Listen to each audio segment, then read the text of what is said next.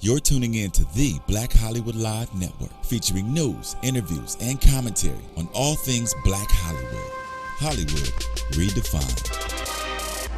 From Los Angeles, California, presented by Maria Menounos and streaming live thanks to Akamai Technologies. This is Black Hollywood Live, Portraits, featuring intimate, in-depth interviews with Black Hollywood stars and influencers. Black Hollywood Live, Hollywood redefined. You're listening to Black Hollywood Live. And now, the host for Black Hollywood Live Portraits, Derrial Christon. Hey everyone, you're watching Black Hollywood Live Portraits. I'm your host, Derrial Christon, and here joining me today is the lovely Courtney Stewart. What's up, everybody? DJ Jesse J. Hey. And I'm excited about our guest today. He's one of the most recognizable faces in Hollywood. He is an actor, director, writer. Eriq La Salle is with us today. Woo-hoo.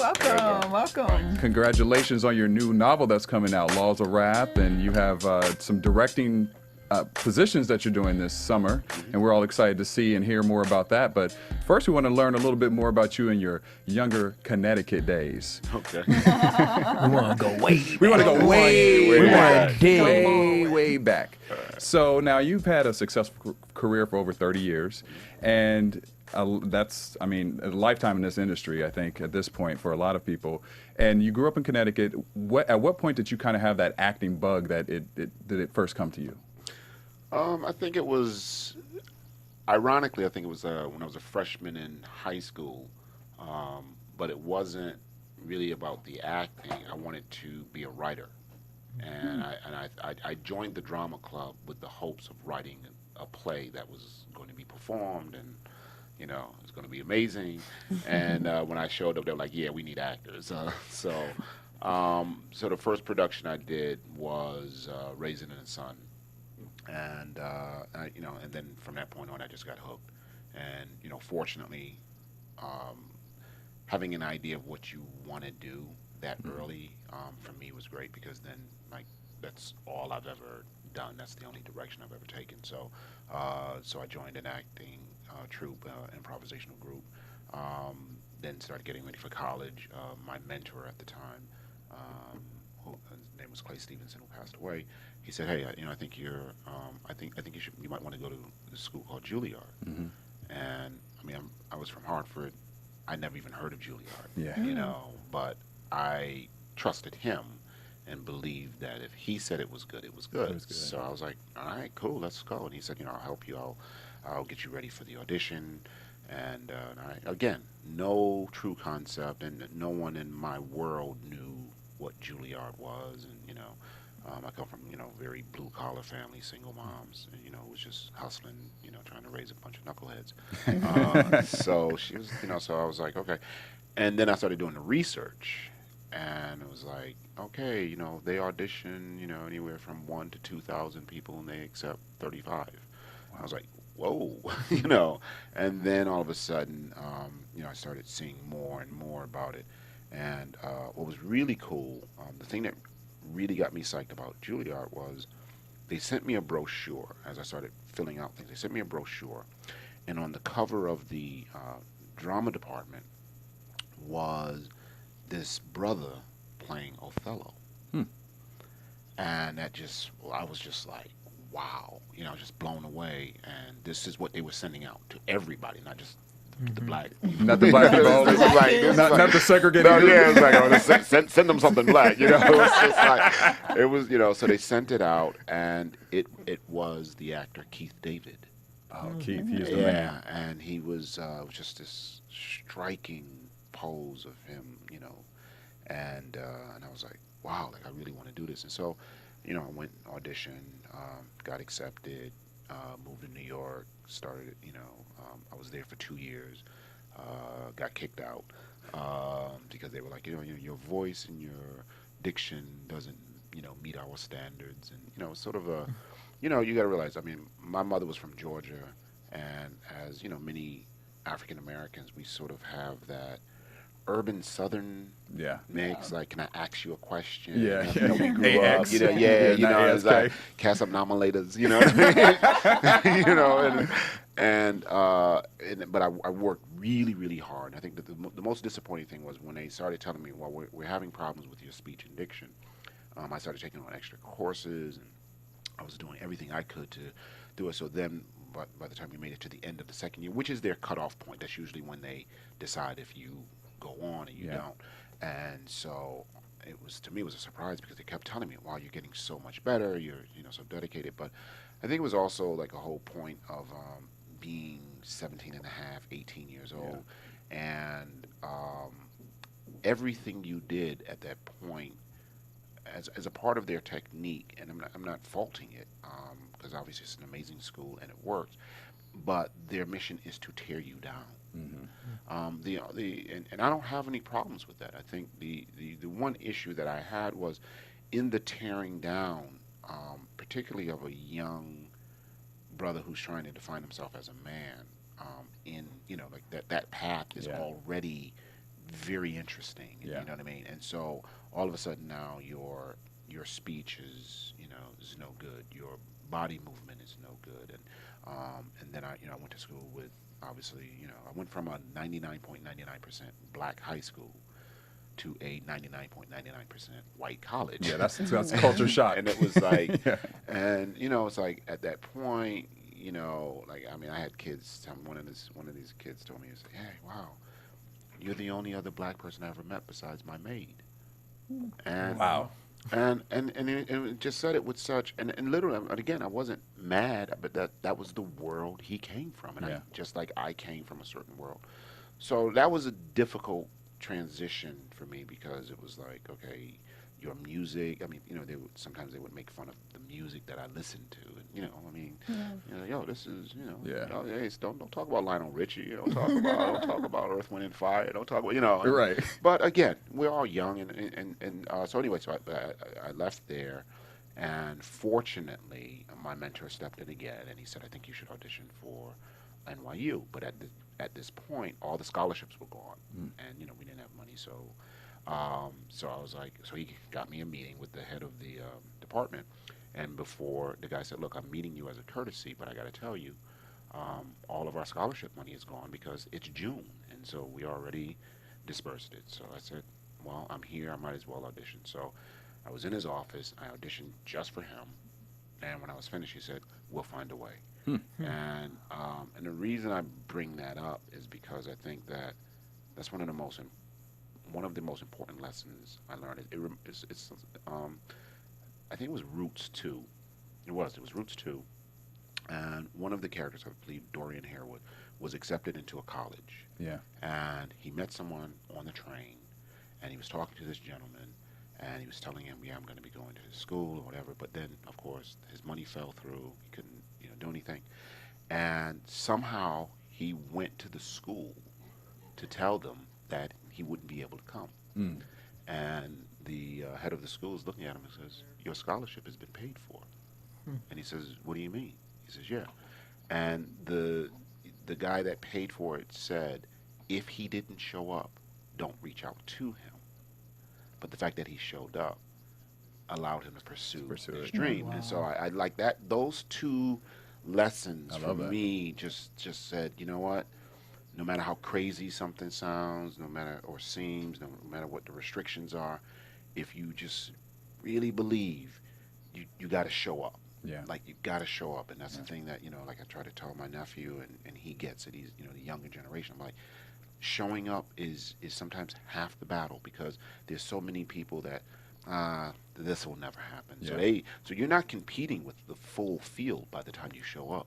Sometimes you're competing with just half the field or a quarter of the field, because some people are just like, hey, I don't have the money, I don't have the means, I'm not the right color, I'm not the right gender, I'm not the right whatever. They block themselves out. They block, exactly. And so those were lessons for me. So anyway, so I go to NYU now. I get accepted as an advanced student. So I graduate at the same time that I was supposed to graduate, and I started my career, and did Broadway, soap operas, a ton of bad movies. Man, back then you just happy to have a job.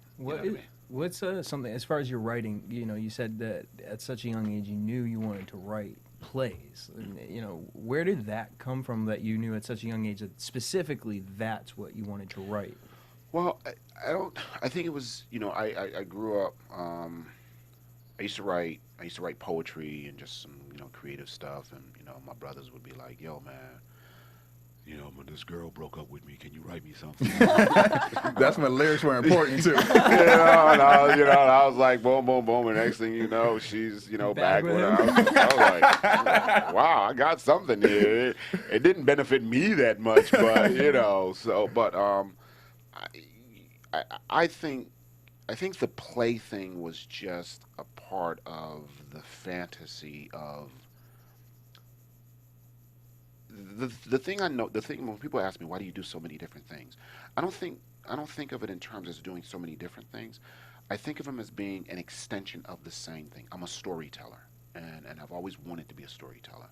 And I think that was the beginning of me wanting to be that part, going from writing poetry or creative stuff. I think that was the stuff that I leaned towards. I mean, and we always excel at the things that we always gravitate towards the things that we excel at. You know what I mean? That's true. So I was a mediocre ball player. I mean, I didn't see a future there. And back in the day when you grow up in the hood, it's like that's what everybody's dream. Everybody's dream. Yeah. And I was like, yo, it was cool, but it was like, but I was that cat that was like, it's cold outside. I ain't really feeling like that. I was like, my brothers are like, "Yo, what are you doing?" I'm like, "Yeah, I'm a read, man. I'm writing, And they were like, "Oh, man, So I just started gravitating towards, and then I started winning, like if there were little competitions and just little stuff that just kept validating that you have something. You got it. You got something. And it's not developed. It's not, but. Again, you have something. I started writing for the school paper. I started. We had our high school had a radio station, so I became a DJ, and we had handles back then. And I'm very bow-legged, and so my nickname was Cowboy. So I was like, yeah, this is Cowboy coming to you. He even has the voice. It was like, the voice. WQTQ, sending this one out to Monique with the baby, And I was like, that was my rap, what I mean? It's like, girl, let me give you a shout out. This is before they were even shout outs, I what I mean? Girl, let me give you a shout out. And then and it was like all the corny variations of what Cowboy. It's like, yeah, this is Cowboy coming to you with a bang bang, baby. You better saddle up. You better, girl, I'm about to take you for a love ride. You know what I mean? Get on and get in the saddle. You know what I mean?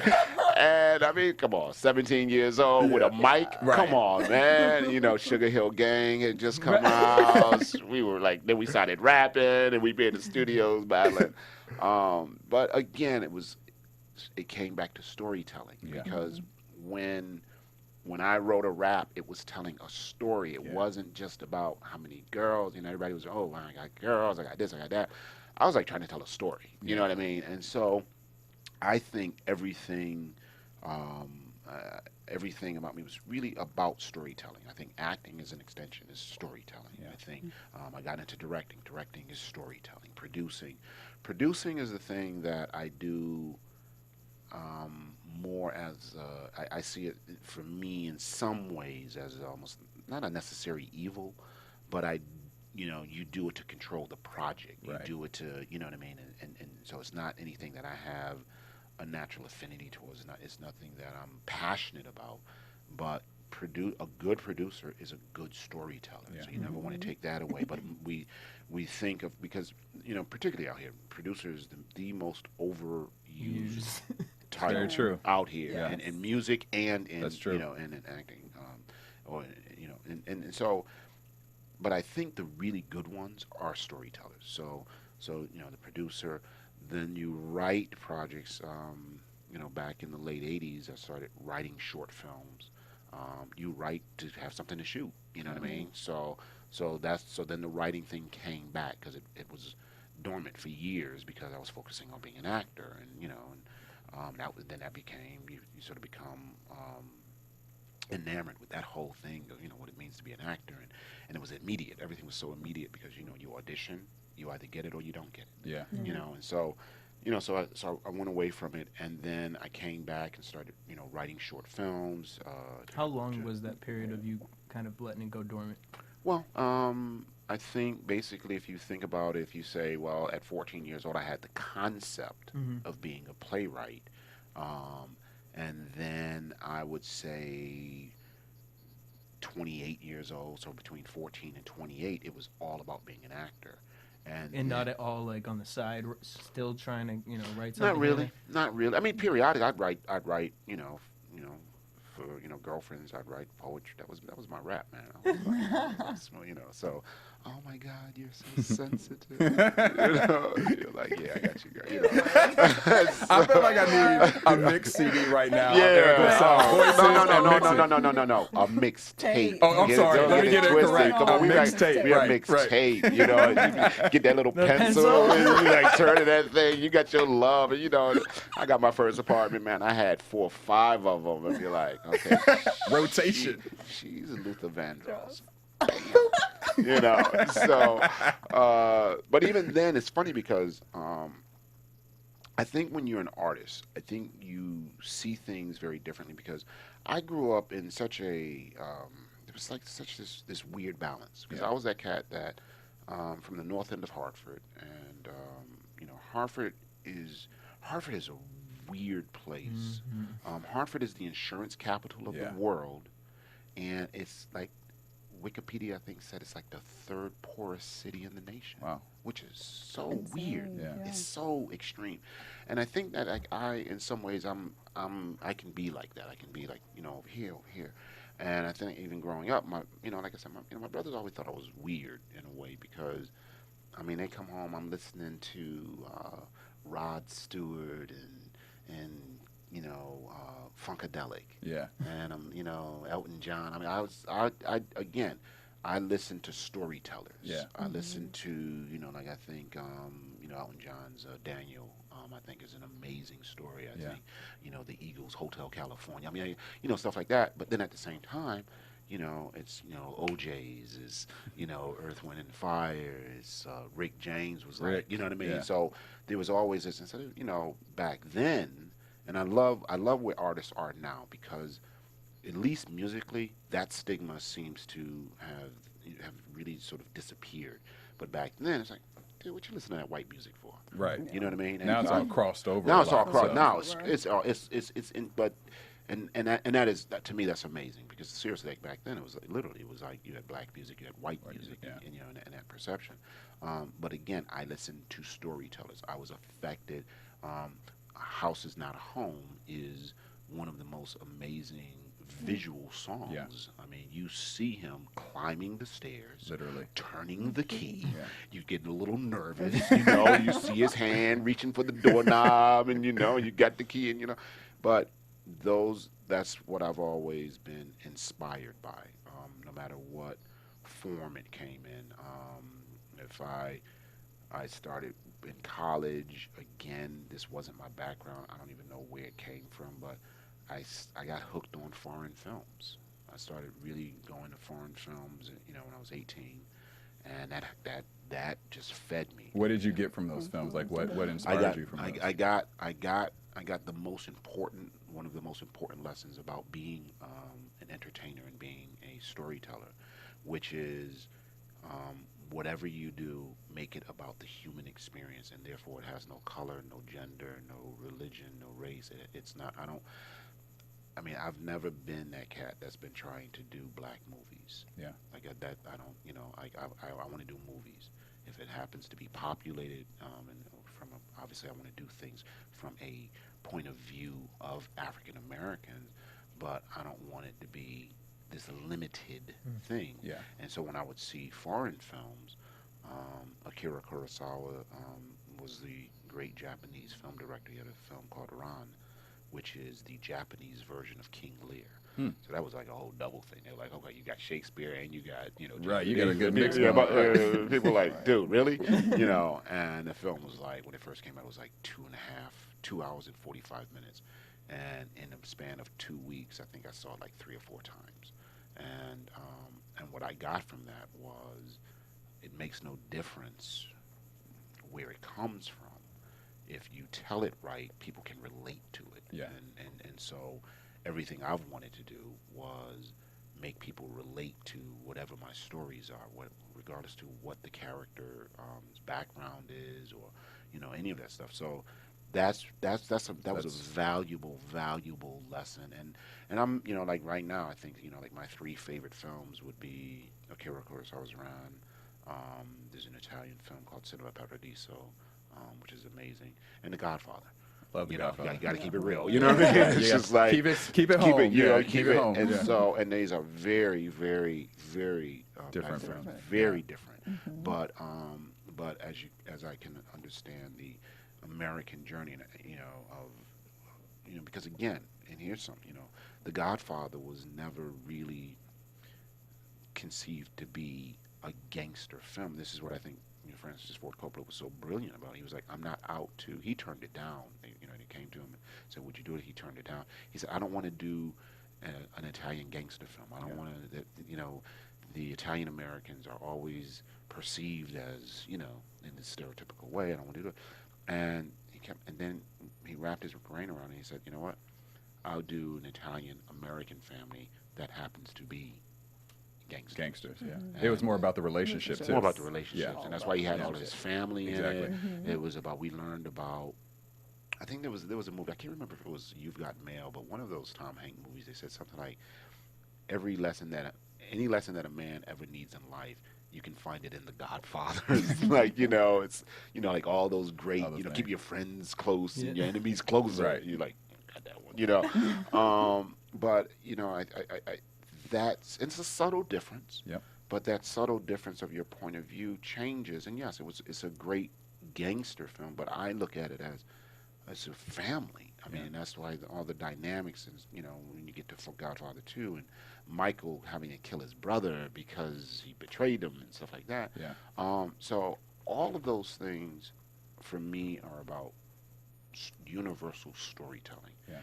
And everything always hits me that way, whether it's a commercial, whether it's a little, whether it's a song, whether it's a book.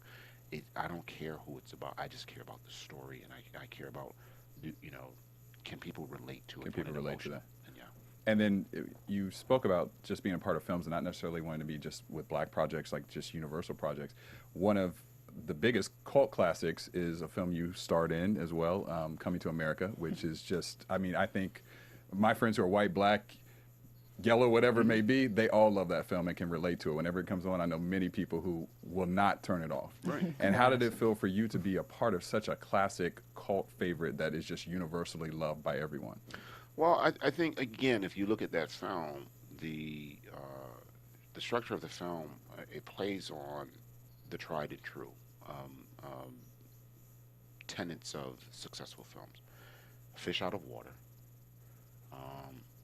It's a romance, and it's a royal romance. You know what I mean? And it's like, so I think the concept of a woman meeting a prince, that's universal. That's not Black.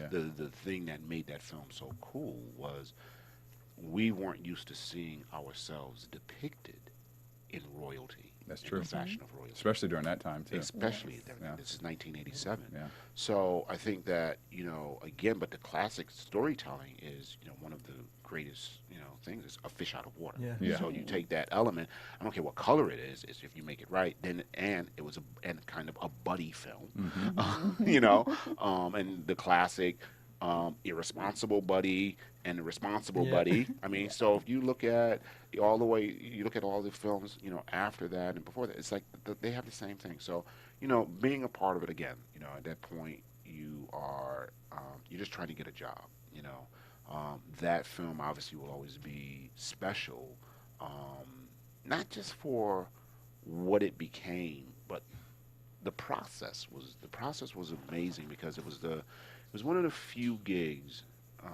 when I say few, I should say couple, where I go in to meet John Landis, and I'm the trained actor, all my boys, You know, we went at it. When we got auditions, we went at it. You know, we'd stay up 2, 3 o'clock in the morning. We were getting our stuff. We went in, we were prepared. And you don't always feel appreciated because, you know, the hours that you spend into that, which is your thing, which is what the choice you make. But you get in and they give you like 3 minutes and they're like, okay, thank you. Yeah.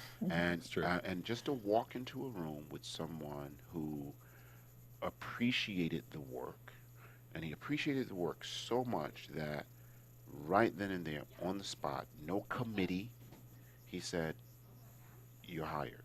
Wow. In the room. Oh, wow. And you know, I'm living in New York at the time, and I'm just still struggling and having a great time in the struggle. And then all of a sudden, like, this big time director just says right then and there, no, because you've gone through all of the 3-month decisions and they want you, the director wants you, but the studio wants this person or all the different reasons not to get a job. Yeah. And then here's someone that's just real simple, says, "You did a great job. I like you. You're hired." I mean, to the point where I was like, "You mean I'm like hired? Like, I hired? can start? Or am I Good. high? No, I'm not high." Because there's a brain freeze there. Right. You're like, and so, and he's, yeah, you're hired. And so that's the note that it started on. And then now your career has elevated. You're in a film with, Eddie was the biggest star at that the time. time, You know what I absolutely. mean? So you're in this Eddie Murphy film, and it changes. I remember when I was back and forth. So I remember I was out here and I went to a club with one of my boys, and we were having this debate about, how phony LA was and how, brothers, all they do is front and they Still always talking about that doing today? Yeah, some things haven't changed. Right? They're just, they'll use everything, and they're a producer and they're doing this and they're doing that. And I was like, I'm from the East Coast. We don't roll Yeah, like that, right? So, we go into the club and there was this woman, I'll never forget, this is back in '87. I still remember her name. Her name was Yvette, and she was so fine. Right? And so I'm talking to her, and she's looking past me. I'm trying to have some conversation with her, and, blah, blah, blah, the art, the this, the that. And you've already shot. No. This is- you haven't Yeah, actually I had. Okay. I just, but it wasn't out. It wasn't out yet. Okay. So so I'm like, yeah, blah, blah. She's just looking past me and, what baller's here, who's important. Kind of, I guess she didn't want to stand alone, so she kind of stayed there. And I was just getting shot down. I was just, and I'm like, man.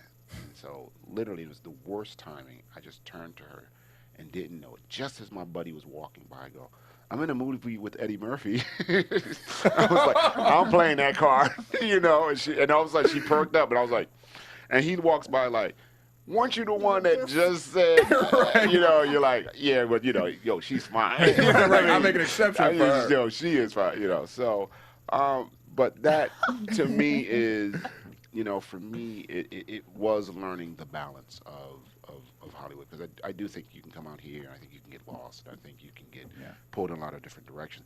But I think if you know who you are, you can laugh about it. You can, you know what I mean? Like, you understand, okay, you know what? I'm only going so far. I can only do, things to a certain level before, but I'm not going to be that cat that's going to be like, selling my soul just to be, and to me, that's what success is. It's not making it. It's making it with your morals and your personal ethics intact. Yeah, There are staying a lot of grounded. people. There are a lot of people that have quote unquote made it, and they're miserable Yeah. because they've prostituted themselves in various ways. So, but that was one of those. But how was the process for you after the movie came out and you were still young, you're an actor in a huge movie, and now navigating those same waters of Vet hanging knows your out, face. Vet knows your face, and now it's out there. Like, how did you? Well, I mean, deal with yeah. that? I mean, it's an adjustment, and nobody is. I mean, sometimes you use it, and in the sense of, it's great to be able to walk into that crowded restaurant and get a table. Yes, absolutely. Sure. It's great. Any artist, the one thing about artists is, and it's such a cool phrase. I think when you think about it, it's like people say, "I love your work. I love your work. I love your work. But people say it so much. I don't know if they're understanding what they're that saying. really means, yeah. But if you really think about it, that's the highest praise you can give an artist. You Absolutely, can actually give yeah. to anybody. I love your work. Yeah. I love your work ethic. I love your talent. I love your commitment.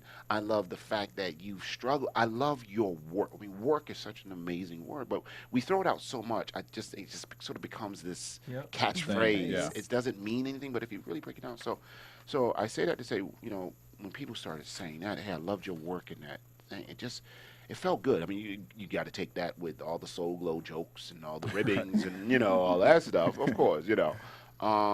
But I think, you know, I mean, look, it goes with it, and yeah, I mean, you're blessed to be a part of, you know, something. It was, you know, for me, you know, my mother is no longer alive, but you know, at the time, to take your mother, you know, from Hartford, Connecticut, who struggled, like I said, to raise a bunch of knuckleheads, and to take her to the Man's Chinese Theater, and you know, I mean, dressed, and, you know what I mean, and Was she always supportive of you in the process when you, I know you were mentioning like you were kind of like the brother who they were like, why don't you want to play basketball? But was your mother always saying, hey, you know, you can do this, you can accomplish this? No, and my mother was always supportive as a loving mother, but I think it's really important for particularly African Americans to talk about these things.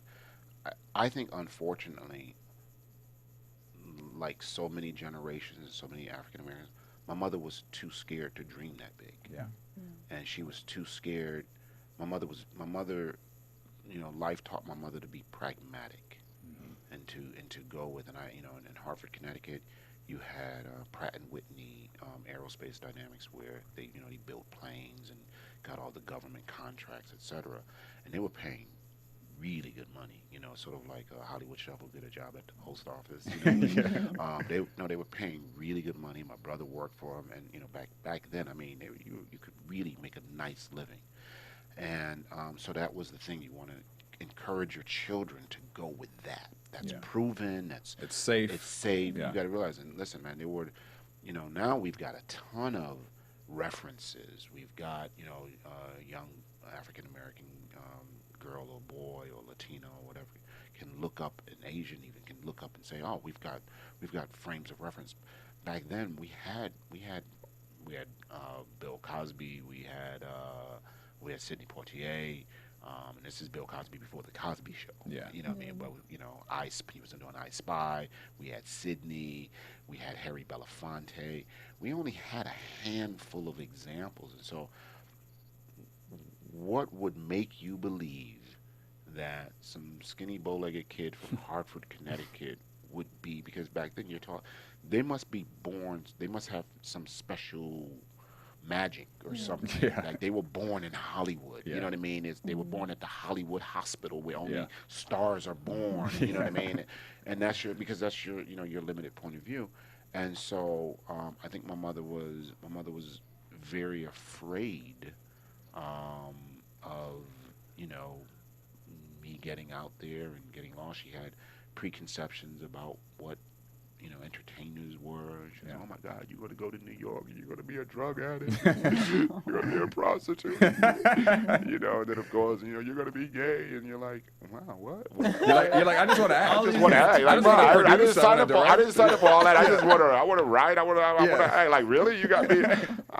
I'm a gay prostitute strung out on drugs. I'm standing on the corner and I'm like, wow, really? I'm dreaming, Mom. I'm just dreaming, you know. Well, and, shout out to you for not holding that stigma in your head. Right. Yeah, You didn't let anybody hold you dude, down. I went back in there. I went to New York. I was scared. I was like, you know, but The guy's like, go to Juilliard. No, I don't want to become a prostitute. I want to be a hoe. I'm not a hoe. I'm not a hoe. You know. Not a hoe, not a hoe.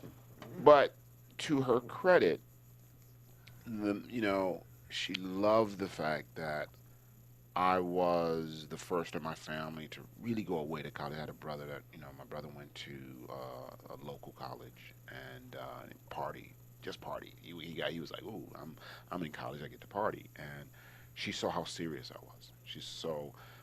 And she made the adjustment in high school, and she was really smart.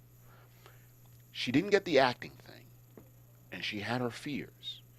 But the one thing about her, she was smart enough to realize that whatever it is it's making him a better kid. Yeah. It's making him a better young man. He's, you know, I was almost held back my freshman year because, you know, I had my first leather coat. I thought I was cute. Girls started giving me a little attention. Right, I was right. like 14. I went through that, you know, I come out of that awkward stage now, and girls like, ooh, you're cute. And I was like, oh, I bumped school, you know, and I was doing some stupid stuff. And then when I hooked up in the drama club halfway through the year, I got on the honor roll. I flipped it, you know, I turned it around. So she would hold it. She would say, okay, listen, if you don't clean your room, you're not going to rehearsal. Right. You know, so she learned, and I think it was just sort of like winning her over, just in the sense that I have purpose. Yeah. I have purpose. I never was into the whole smoking, drinking, hanging out thing. I was like, my big thing was like, Mom, can I go to a drama competition? And, you know, I'll be back at, you know, it's in another state, so I'll be back at 2 a.m. But it's not like me going to a party and I'm coming back with an award. Yeah. You know what I mean? And so again, it wasn't what she understood. It's what she saw her baby doing, which was he's being more positive, more responsible. Yeah. And so she supported, you know, that's when she got on board. And then of course, the minute I got on a soap opera, It was Game over. I might as well have won. You know, I did, and literally, I mean, I just did like, you know, 2 or 3 months on a soap opera. That was one of my first gigs out of college. You know, now she could see it. Yeah, it's She visual. could see it, Yeah. and so it, you know, so from that point on, it was like, you know, and then I got to travel, and I'd come back, you know, from Europe or something, and I forgot, hey, I brought you a gift from Europe, and she's like, you know, oh my God, my baby made it. So how did she feel when you got on ER in 1994? Well, that was obviously one of the highlights of, you know, like, I mean, I think the premiere for her for Coming to America, because, you know, that's, you know, the stars were out. Oh, yeah. You know, that night, and people were, and I'll never forget, like Ronnie Cox, and she was, you know, she loved Ronnie Cox, and he walked up to her and introduced himself. You know, again, you know, black woman from America's Georgia. Not expecting Not Not this seeing it, yeah. world. Yeah. And, you know, Paul Abdul, and, you know, like all these people like, hi, how are you? You know, and she's like, Like, whoa, like, whoa, you know. So, you know, but ER was obviously on a whole, Yeah. you know, whole Phenomenon. I mean, that was a phenomenon within itself. yeah. And she, you know, but like I said, by that time she'd had it for years, but initially it was definitely that fear. And what was your favorite part about playing Dr. Benton? You know, I love the fact that there were two things. I love the fact that at that time you really didn't have a lot of African Americans in such a prominent role. We were always sort of relegated to the best friend of, you know, as a matter of fact, Michael Beach, who's my best friend for like 32 years, who, by the way, just had his 6th baby. I just came from the hospital. Wow. Yeah. So I'm like, Mike 6, E 0. You got to catch up, I'm like, man. No, You got to catch up. like, dude, you're when I'm holding this newborn, and I'm like, yeah, I'm okay. She's beautiful, but I'm, you know, but I was doing a show in Portland, and he called me up because we never came from that competitive thing, so we shared information about auditions and projects, and you know, our belief is, look, if it's meant for you, nobody can take it from you. Very true. If it's not meant for you, nobody can give it to you. You know, God is already predetermined. So not when we weren't that petty actor thing of, oh, I'm not gonna. So he called me up. He's like, hey, yo, man, I just read the script. He said, and it's a beast. And I was like, well, that was before we were saying beast. But he was like, you know, it's an amazing role. So I was okay, cool. So I read it. He didn't tell me the name of the character. And the cool thing was when Michael Crichton wrote it, and before when John Wells took it, and you know, and because it was originally written as a movie, and so then when they changed it, they never described Benton as African American, which was great. Yeah. So you know, but when I read the script, I was confused because I kept waiting for the smaller black role. Yeah. The role was too big to be realistic for us. Like when we read those scripts, it always was, wow, man, that's an amazing character. he was white. Yeah. You know what I mean? If it didn't say it was, and so this didn't say, so I assumed he was white. So I called up Mike and I said, man, that's a great script. I said, but which one is that? Because there was one character, man, I love this character. I said, but which one?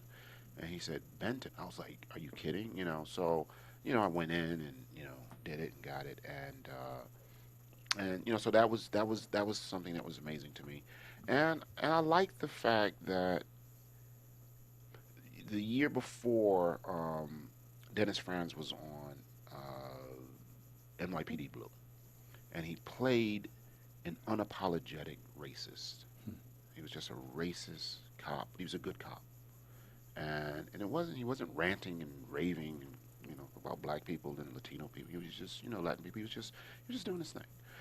But I thought he played the character with such courage, because I think actors, we're so concerned about how we look, we the actor, and it's really about the character. We're like, okay, I'll do this, but I'm only going to do it so far, because this is going to make me look bad. But when you see the actors, and it's just a few, when actors really commit and go, hey, whatever, judge me however you want to judge me, I'm going to be true to this character. And so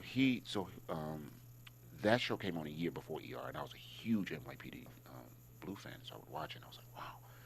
I said, if I ever got a chance to do that, I hope I would have the courage to just do it, whether you like the character or not, just be true to. And then Benton came along, and I was like, wow, sometimes you like him, sometimes you don't. Sometimes you, you know what I mean? It's just, and so I ran into Dennis Franz at an award show, and I just told him, I said, thank you, because I don't know if I'm doing it as well as you, but you inspired me to I just want to do them. I just want to be, so I like the fact that he was surly, but he was smart, but he cared, and that was the thing that people, you gotta, when you do characters, they gotta have something that you can relate to, but don't apologize. And I just made a decision. I said, I'm not going to apologize for who this man is. It's okay for you not to like. You don't have to always like him, but you'll always understand that in his mind, he's always trying to do the right thing. That's all you really need to know. And so I'm going to push Carter. People are like, oh my God, you're so mean to Carter. And, and it's like, and Noah and I were like the closest to one, and out of the whole cast, we were the closest to. And still are. Yeah. You know what I mean? And it's so funny because I'm like, people are, you're so mean to Carter, and you're like, fine, but at the end, you also understood how much he loved Carter. Yeah. How much you could see it. You always could see that. Yeah. And you've gone on to do some amazing other projects since then, and added directing to your repertoire. How is the difference for you with directing coming from the acting side of things? Like, do you feel like it was a benefit to help you in directing, or? Yes and no. Okay. Yeah, I think I assumed when I started directing that the industry would be like, wow, this, he does it both. I think it hurt me in a way because people don't always know what to do when you're multi-talented, because they want to keep you in a box. So if you do A, you can't possibly do B well. If you do A well, you can't do B, because they can't conceive it, so you can't do it. So I think a lot of people, and I made a conscious choice not to direct ER while I was on it, because I never wanted people to say, oh, he got that job because he's one of the lead actors. Yeah. So I started. The first film I did was for HBO. It was with Don Cheadle and James Earl Jones. It was called Rebound. Rebound, yeah. And that I was going away from ER, and I directed the pilot for Soul Food on Showtime, and so I was doing all these other things. I didn't direct ER until I left, and then I came back, and then the final season I directed it. So in that way, it was always a struggle. And people having this preconception, oh, he's an actor that directs, and it took me years for people to start, I think, really seeing the directing individually and saying, you're a good director. The way that it helps is I'm known as an actor's director because I know how to communicate with actors. I know I have have a huge respect for actors, so I don't give them the regular BS. Yeah. If somebody, I was directing a show a couple of months ago, this NBC show called Crisis, and they wanted this actress. They wanted this actress doing something. They wanted her basically speaking out loud to her, having a conversation with herself out loud. And so she looks at me and she goes, "People don't do this. People don't have full-on conversations with themselves out loud. They'll say one or two things, but they don't. Oh man, what am I going to do? Well, maybe I'll. Unless you got some issues." And she clearly didn't have those kind of issues. So she said, I said, "Listen. At the end of the day, this is what they want. I'm not going to BS you. I'm not going to." Because a lot of directors will be like, "Well, actually, sometimes you can." And we sit there and we go, "Why are you lying?" And so my whole thing was like, "Yeah, look, it don't make sense to me, but we got to do it, and you got to make yourself look good doing it." Yeah. And she said, "Thank you." She said, "Thank you." I'm like, for not BSing me. You know what I mean? And I said, I agree with you. I don't think people talk like this, but for whatever reason, this is what the network wants, this is what the producers want, and it is our job now, whether we agree with it or not, it's our job to do the best that we can with it. Yeah. And so, but more importantly, it's like being able to pull performances out of actors and having actors trust me, and that's big. That's a huge thing. And so, I directed a show that's actually getting ready to come on.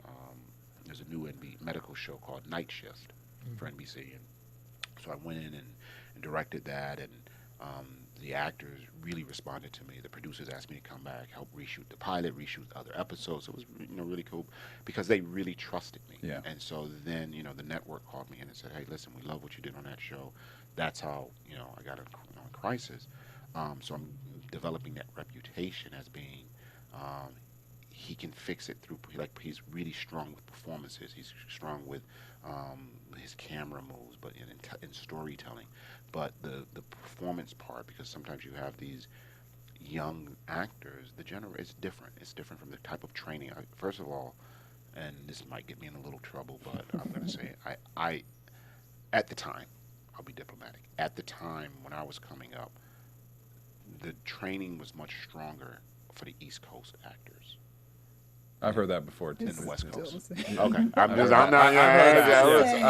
want some LA actor. I was listening to the show. Yeah. Don't go to his Twitter. Yeah. Don't hit me. Yeah. We all know. Okay. It's pretty much the same. Okay. So as a result of that, I think when you have that strong training, I think now it's actors are getting on shows and they don't know what they're doing, and directors.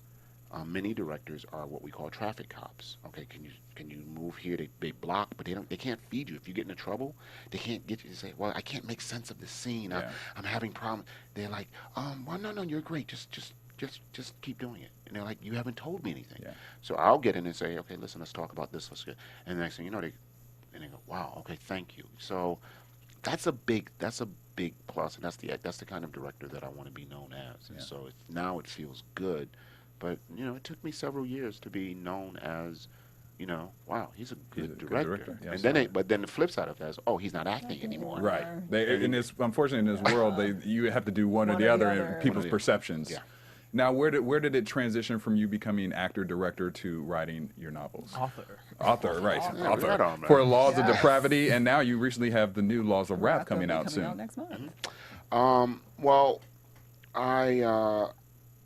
I think sometimes my failures are more interesting than my successes, and I think that's true with a lot of people. Yeah. And I look at my failures and I'm like, wow, that was pretty interesting how you bounced back from it and where it took you. And I had attempted to write a novel about 4 years ago, and it was pretty bad. It was kind of sneaky, So was it more pressure this time to put out the second one, to write this? No, because I found the first one I did was, I found my genre the second time around, and I found that some of my deficiencies and some of my shortcomings, I found a way of making them work for me. And the main one is this: I may have a sort of undiagnosed case of ADD because my attention span is about this short, right? I think we all do in this room. Too. So, okay, so I write that way, which means everything I write is a page turner because I'm in and out. It's all pace. That pace fits very well with the thriller genre. Because you want a page, you want that. Oh my God, what's going to happen? What's going to happen? Yeah. And so I don't do these long, drawn out. And sometimes it kills me because people be like, "Oh, did you read such and such a book? It's really good." I mean, when you make it past the first 100 pages, then it starts flowing. I'm going. Make it past the first 100 pages. I can make it past the first two, and then hey, You're like, wait, oh, yeah. easy. So, I was reading something. And I didn't know this, and a lot of people don't know this, but this was the inspiration for the first book. And this is when I was like, I got to do this. I learned that all of Jesus' disciples were brutally murdered. And they were beheaded, speared, crucified, dragged through the streets, torn limb from limb, stoned to death. Every last one of them. And it wasn't just 12. He had what was called the greater and lesser apostles. So he had about close to 30 people that rode with him. Yeah. Right? But we know about the 12. All of them, except for John. John was put into a vat of boiling oil and survived. And then he was banished to the Greek island of Patmos, where he wrote the book of Revelations. He's the only one, the only disciple to die a natural death after surviving being, put into a vat of boiling. And I was like, wow, I go to church, but I never knew this. And it's not in the Bible, but it's biblical historians. If you Google the death of Jesus' disciples, you'll see this. And so I was like, you know what? It would be really, really interesting to come up with a modern-day serial killer who's killing fallen priests in the same way that the apostles were killed. And because one of the key things about thrillers is you got to have an original killer, and you got to have original killings. Because we've, so and so got shot, okay, so and so got stabbed, But I was like, wow, what a cool way. So I was like, I got to come up, and that was the thing that really got me. So I came up with the story, I came up with the crimes before I even came up with the protagonists, and then I created these two characters that I thought were really cool. One is Italian and Irish American, and the other was African American. And these are they solve the top crimes, top homicides, and serial killers. And they are like brothers, and very different cultures. And so I put them together, and then I introduced a female FBI agent that works with them. And so it became like this three-person team.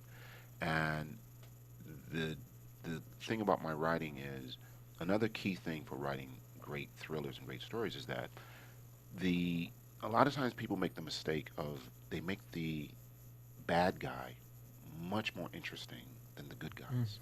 Because the good guys, they have more rules they have to live by. But I think it's really, really interesting where your protagonist has demons that they're battling, even in the face of trying to do something good. Yeah. But they have, and if you look at it, the anti-hero is really being, I think, much more appreciated. And this is what foreign films taught me. Crazy. I've never Some thought of of it I like didn't that. either. That's true, though. Foreign films taught me that because, It's a whole see, like the different way to look difference, at like back in the early '90s, if you think about it, American filmmaking what they would do is the good guy would finally catch the bad guy who killed his partner or killed his wife or whatever, and he'd have his gun on the bad guy. The bad guy is on his back looking up, and he's shaking and he's about to shoot, and someone would come and say, "He's not worth it. Yeah. Think about so and so, and then he would calm down, and then he'd take his gun and he would turn to walk away, and the bad guy would then reach for a gun or a knife in his sock or his shoe, and then he would turn around. He was justified. He was justified in killing him. Yeah. Now, I got hip to John Woo back in the early '90s. John Woo was like, "Yo, you killed my brother, you killed my partner, bam," and I'm the protagonist. Right. Yeah. And it was like, wow. And I always thought, so then think about what happened in the '90s. We got hooked on, and then in 2000, we got hooked on Tony Soprano. We got hooked on. We started rooting for. You look at Breaking Bad. You look at these characters that now they have demons, and so my protagonists they have things that they're working on. They are struggling with, and they're going after some of the most heinous, people that have committed these amazing crimes. Yeah. But they're dealing. So that is how I got in again in storytelling. But from a business point of view, and this is something I've been preaching for years to anybody who will listen. I just think right now it's an amazing time because you have so many different networks and channels. But the one thing that is needed, that will always be needed, is content. Yeah. And we as minorities, we don't own content. True. We don't. And the thing that I've been preaching has been black ownership. And so, from a creative point of view, I'm attracted to this expansion of the things that I do because of creative expression. But from a business point of view, I'm saying, hey, listen, I was a teammate on one of the biggest teams ever in television. Huge. I was a team, Yeah. But and I became rich Yeah. as a result of it. Let's talk about wealthy. Yes. Let's talk about ownership. Where the thing I love in this industry sometimes is like, you find a smart producer, he will sell that same product 4 different times, 4 different ways, and you're like, wow, he's going to repackage it, Yeah. or she's going to repackage it, and boom, she's getting money. She's getting money for life, and so we don't own enough. That's true. And so for me, creating this, it was never about, when people started coming out and saying, oh my God, I love this book, and some people started volunteering, saying, how do we get the first book out? How do we do this? And I kept telling them, I said, one of the first things you guys have to understand, this is not about selling a book. I'm not trying to sell a book. I'm trying to sell a franchise. And so I've created a series, and I'm going to do 6 books, and I'm going to put out a book about every 6 months for the next 2 years. Okay. That's the personal goal that I have. And where can fans find Laws of Rap? Which is- We unfortunately have to wrap up ourselves, but I want to make sure the fans know where they can get the book when it comes out. Laws of Wrath, actually, what we're really encouraging people to do is to pre-order right now. It's going to be available everywhere. It comes out in June, but we're asking pre-orders because the book is tracking so well with the pre-orders that we actually have a very solid chance of becoming a bestseller. So if you go to Amazon, Kindle, Nook, any of the places that you get your normal reading, if Barnes and Noble, if you go there and pre-order, because we are in the rankings, we're headed towards bestseller if we can keep up. Wow, Yes. so we're really Do pushing. that, Congratulations. Yeah, Yes. Awesome. yeah. And then if they want to find you on social media, what's your... Twitter. I have a Facebook page, Laws of Depravity Facebook page, Okay. and I actually talk to, I have great conversations with people on Facebook, but definitely through Twitter. But like I said, we're really pushing at this point, through all of the social media for people to go and like I just learned about the power of pre-ordering. Yeah. It's Yeah, sort of it's a well, it's beast. almost like Nielsen's. Yeah. It's like Yeah. it's like one pre-order represents more than one. Yeah. And so when we looked at the rankings and we were like, oh my God, this is where we are and this is where we're headed. So we're like, look, please go pre-order the book. It comes out in June. I'm going to be doing book clubs, but anywhere you get it, Amazon, like I said, Barnes & Noble, anywhere if you just go online. And if you also go to my website, I am Eriq La Salle. They can get it .com. there. Not only that, but you can get the first free chapters free. I got Because that. okay, yeah, because I'm like, look, I'll give it to you. It's like the old hustler, like I'll give you the first one's on me, It's that and then once I payback. get you hooked, and you're like, oh my god, I gotta get it. So I believe in the work, and so we're like, look, go ahead, you can have it for free. So I am EriqLaSalle.com, Eriq La Salle 23 on Twitter, and Laws of Depravity Facebook page. Everyone, go pre-order your book. Yes. I know I'm going to do mine. I might do it as soon as I leave here. Right. Courtney, where can we find you? You can find me on Twitter and Instagram at Stewart Starlet. Jesse? At DJ Jesse J. Eriq, thank you so much for Thank joining you us. You so enlightened us. much. You gave us great information, and I can't wait to read the books. Hey, So, thanks, man. It was a great show. Thank you Yeah, guys. thank Really. you. Thank you. Yeah. We Be got sure to that. tune in to Black Hollywood Live Portraits next week. From producers Maria Menounos, Derrial Christon, Tiana Hobson, Kevin Undergaro, and the entire BHL crew, we would like to thank you for supporting Black Hollywood Live, the first online broadcast network dedicated to African American entertainment. For questions and comments, contact us at info@blackhollywoodlive.com. Like us on Facebook, tweet us, or Instagram us at BHL Online. And I'm your BHL announcer, Scipio. Instagram me at Planet Scipio. Thank you for tuning in. The views expressed here are those of the hosts only and do not necessarily reflect the views of BHL or its owners or principals. Thanks for watching Black Hollywood Live on YouTube. For more in-depth interviews and news, subscribe to our channel here, and be sure to share your opinion in the comment section below here. See you soon, everyone. Bye.